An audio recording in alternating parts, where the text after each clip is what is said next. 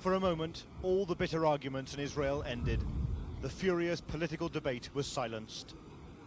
The Jewish nation had come to bury Yitzhak Rabin.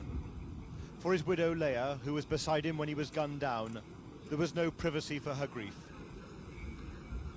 For this was a state funeral, an attempt to start healing the deep emotional wounds the assassination has opened up in Israeli society. Leaders had come from around the world to share in the grief and the pain.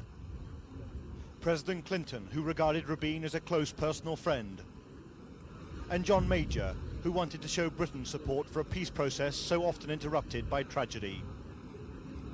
More significantly, Arab leaders had come to Jerusalem. King Hussein, who has not set foot in this city since Rabin seized it from him during the Six-Day War. President Mubarak, who has never been here before. There were even princes from the Gulf states, here of all places, in an Israeli military cemetery.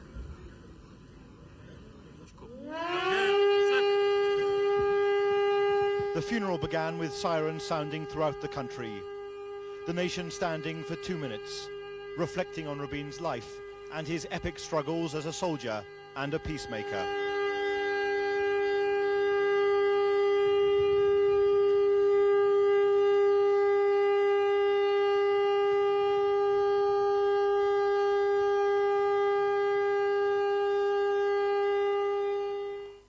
Amid such Jewish grief, it was an Arab king who came forward to urge all leaders to stand firm against the fanatics. Let's not keep silent. Let our voices rise high to speak of our commitment to peace for all times to come. I had never thought that a moment would come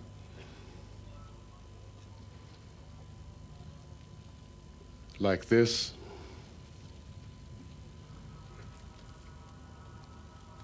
when I would grieve the loss of a brother, a colleague and a friend. In his eulogy, President Clinton spoke of Rabin as one of the great leaders in Jewish history. Yitzhak Rabin lived the history of Israel. Through every trial and triumph, the struggle for independence, the wars for survival, the pursuit of peace, and all he served on the front lines. This son of David and of Solomon took up arms to defend Israel's freedom and laid down his life to secure Israel's future. The emotion of this funeral was symbolized by Rabin's granddaughter.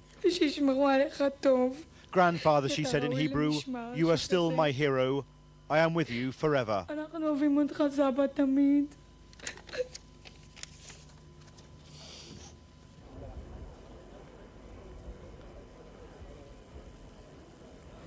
Rabin's top aide and close friend read out the blood-stained Song of Peace that Rabin had in his pocket the night he was shot dead.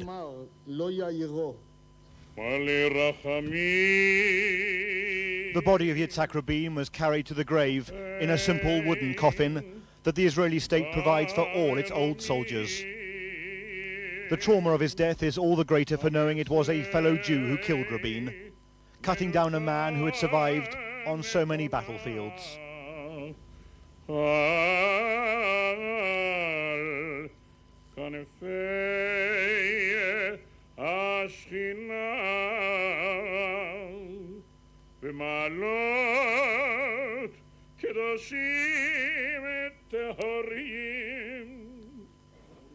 So much of his work remains unfinished.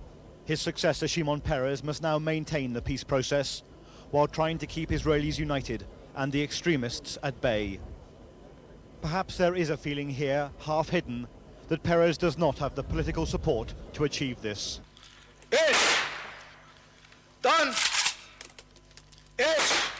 Yitzhak Rabin was a soldier above all else, the victor of the Six-Day War.